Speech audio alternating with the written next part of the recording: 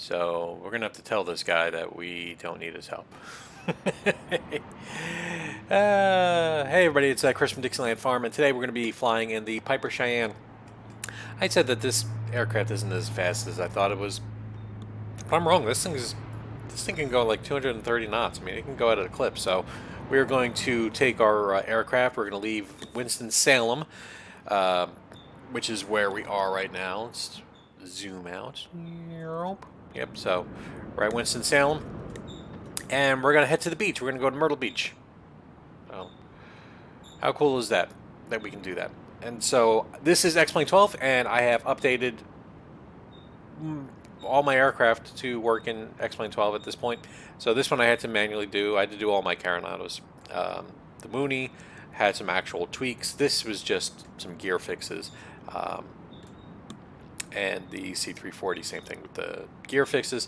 I have not been able to get rain effects working. For that, you need to import, export it into Blender, and I'm just not doing that for rain. And so that's fine. Let's take a look at our flight plan. So here we go. We are leaving Winston-Salem, and this is Greensboro right here, and the Greensboro VOR is right there. So we're going to depart like this and get up to altitude, because if we switch to the VFR map, you can see that we've got a ring that we'd have to be in contact with the controller, and they would be landing this way because of the way the wind is right now. So we need to zoom up to at least 5,000 feet. Once we do that, we should do that relatively quickly. We won't clip this Charlie airspace. And then back to the map here, we're roughly picking up Uzudo here off the Greensboro VOR, and then we're traveling on the Victor 373 airway. And once we do that, then we come on down to Sand Hills, and from Sand Hills we go on down to Florence, and then from Florence we travel on the Victor 259 there, and to North Myrtle Beach. And North Myrtle Beach is a smaller airport that's like right on the beach, and it's got, like, you know, all these hotels here, which is a lot, you know, pretty neat, opposed to Myrtle Beach International, which is cool, but I mean, there's just little trees around it. It's kind of plain. I mean, you can see the ocean there, but it's not as cool as North Myrtle Beach. And North Myrtle Beach, it's a smaller general aviation airport, so that's more like what we would do. And that airport, I think, is 5,000 footer. Let's take a look real quick. Yeah, 6,000 feet, so pretty cool.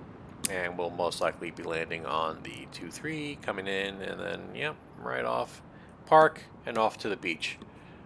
How much fun is that? So inside the aircraft here, I mean, this is a turboprop, and it's pretty neat that, you know, it's got these little rockers here, and you'll hear the click, click, click, click, click, because, you know, it's basically a turbine engine.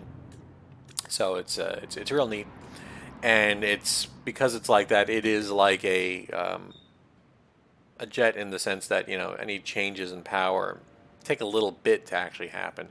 So yeah, what can we do? We can pull up the weather while we're here. So we're at KINT, right? So wind is at 340 at 8 knots, so it's a little windy, not too bad. 2993, so we can dial that in before we waste engine power. Okay, let's take a look at the map here.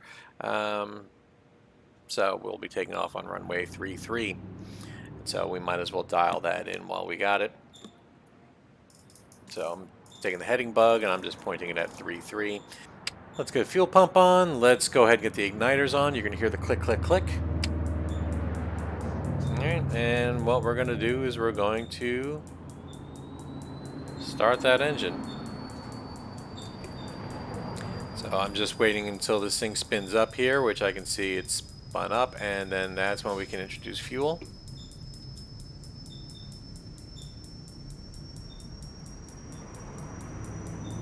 And there goes the process, and there goes the engine.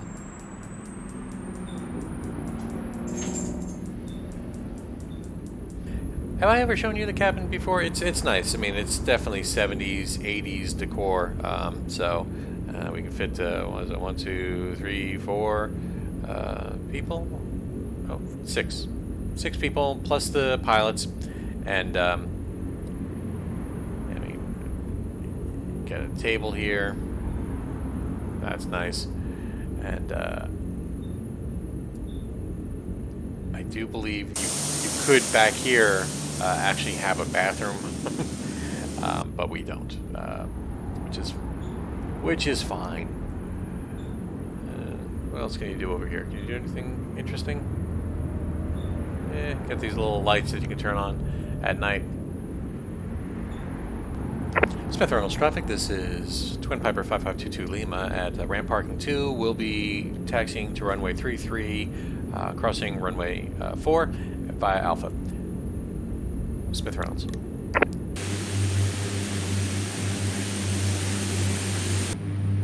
Okay, so we're ready to take off. So we put on the igniters. Let's get into position.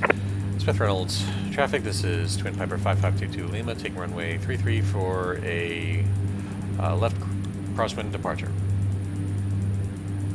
Smith Reynolds. Oh, that was too many words. Landing strobe lights are on. Alright, can we confirm that? Maybe you can. Well, let's go ahead and get that wing light on also.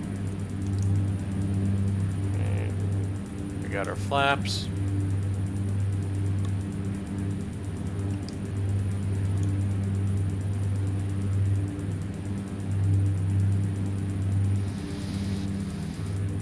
Alright, so takeoff is roughly a little past 100, so runway 33.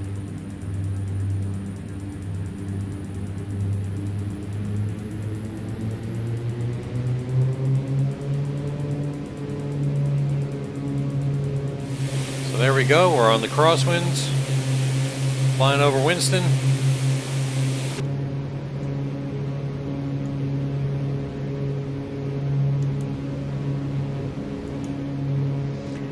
Now that we're out of the way, we can come on back down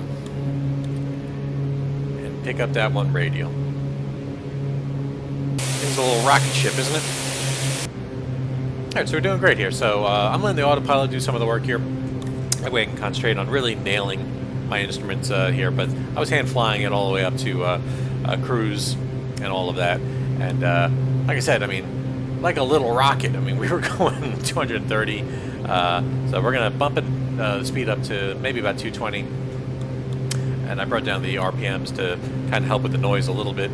I do believe there is a place there that I can plug in to maybe quiet down some of the engine noise. So I'm going to play with that also. Yeah, I think it's right here. Let's see. No. All right, I'll play with it for a second or two. I'll be right back. Like I said, it's just kind of a gorgeous day for flying, right?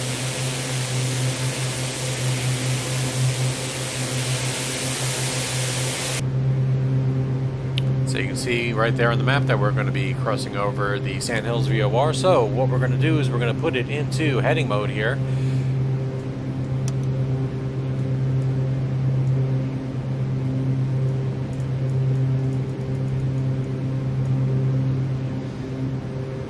And we want to go outbound on 186. So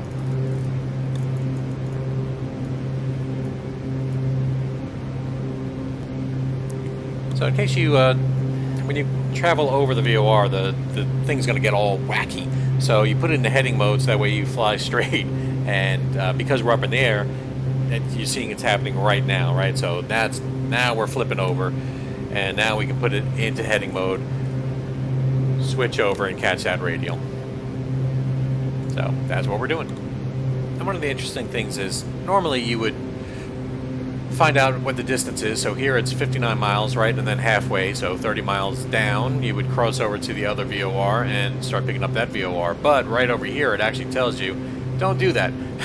The reason is, it could be anything. It could be just terrain or something like that. So it's telling you, actually, follow this down 39 miles, and at 39 miles, switch over to the other VOR, and then you can come in for the remaining 20 miles to the Florence VOR. So that is what we'll do. So there isn't a controller online right now, so I have to act as my own controller. They'd be telling me different barometer readings. So I just looked up KBBP, and the barometer is 2989. So I'm going to dial that in.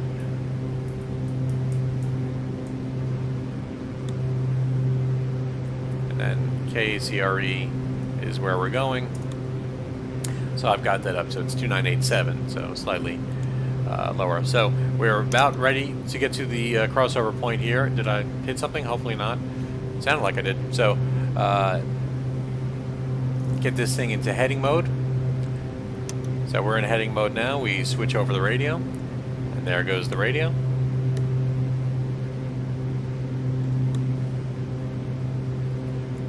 And we're coming in on the 188 radial. So again, pretty cloudless here as we fly, and we do have satellite imagery for this entire area, which is what you're looking at. But also, we also could let's see, pre-cam. Goodbye, us. If you came down here, you'd see that we actually have all the little objects added by Sim Heaven X-World, and then the plane, the trees all added. And that's Extreme Trees is the product I use, and you can see it cuts out perfectly with the satellite imagery. Huh. Just a little cloud floating in the sky. Having any real town here? Yeah, there we go. So, see, with Sim Heaven, you know, it knows the footprints of the building, so that's more accurate than what you would get with the stock X-plane. But one of the issues is gentleman's in Europe, and so we had European artwork, so some of the buildings look a little European. Hopefully somebody will be able to contribute. I can't, I'm not an artist, but so you can see right on cue, we're coming into the Florence VOR, and then we're going to be leaving the Florence VOR on a 121 radial, and that's also when we can probably start our descent, come down to 6,000. It is a 53-mile leg to Grand Strand.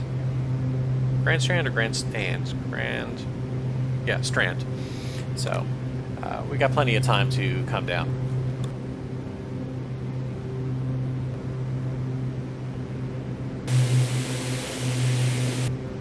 And if you're wondering, here we are on the map, live as we come in.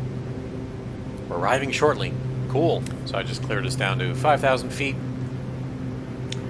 And we're going to have to pick up the Grand Strand VOR here. So let's go ahead and get that in place. So, alright. Heading mode. And then 114.4. Start slowing down more.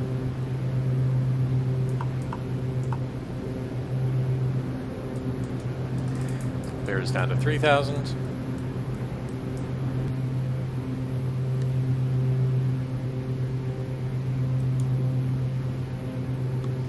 Okay.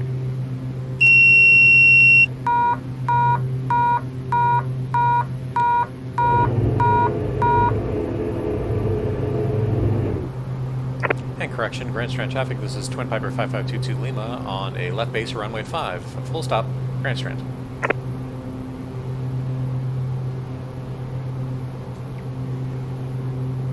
Alright, so I've taken over.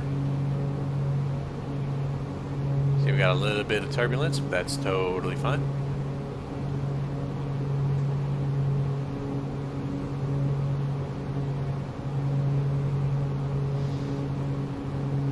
See the buildings, like I said. So I'm just managing our speed as we come down.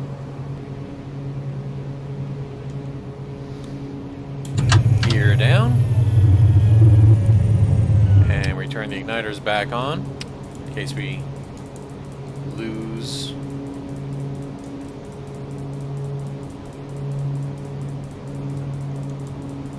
Grand Strand traffic, this is Twin Piper 5522 Lima on final for runway 5. Full stop, Grand Strand.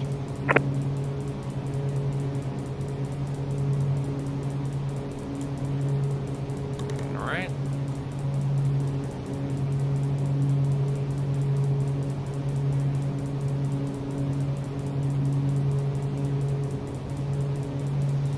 I believe I see 2 white, 2 red.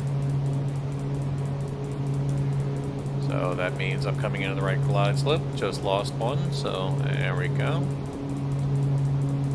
Let's go ahead and get us all lined up. Get down to the right speed.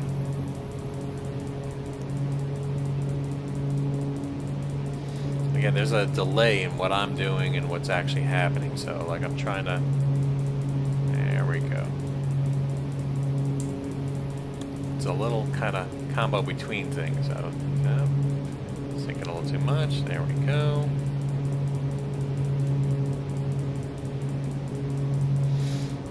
Got the power lines here.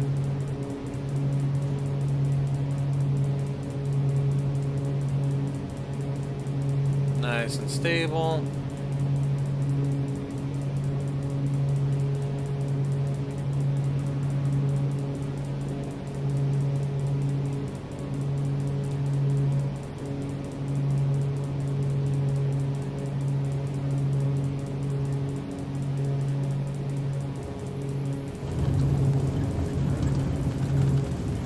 That was my fault. I kept my eyes away. But you see, it's a great landing. Well, I'm still working on my pedals, figuring out how to get used to them here since these are my new rudder pedals.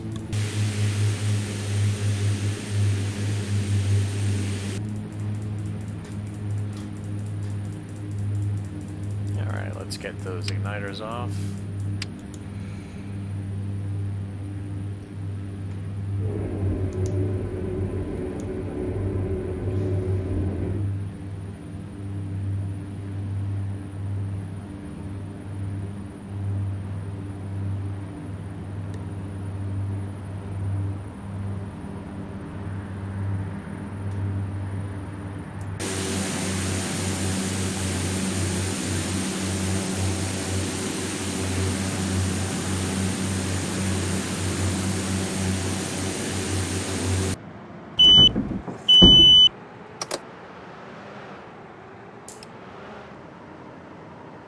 Alright, folks. Here we are. We've landed. Come out. Let's take a look at the replay, right?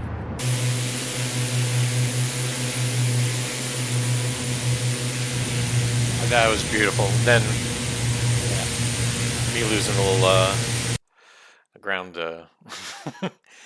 ground steering there, and that definitely was my fault. I'm still getting used to these pedals, and also my knee was locking up just a little bit, but of course, you know, that's part of having a knee replacement. So again, let's take a look back there. Came in, good flare, right at the touchdown, or even before, right? So I'm very happy with that. But while we're here also, I mean, like I said, isn't that just a neat with the ortho? So you got the ortho with the beach, and then you got the little hotels there in the town for Myrtle Beach. Much nicer than the regular airport, which is down a lot further. And so the Piper Cheyenne, I dismissed it before, and I definitely shouldn't have, because I think it's a great airplane. It's fast, it's fun. It does have a couple of quirks, like most Carenado planes, especially ones that are upgraded for X-Plane 12. It'd be cool if I could have got the rain effects to work, but I can't. Actually, I can, but the rain goes in all different weird directions, and that's just... so, maybe I'll look into figuring it out, but I'm glad at least the airplane that I paid for is still working, because basically Carenado is just most likely not coming back to X-Plane, so these are abandoned. At this point, they're still for sale, but, you know. Great flight. Thank you so much for coming along. I really appreciate it. Take care, everybody.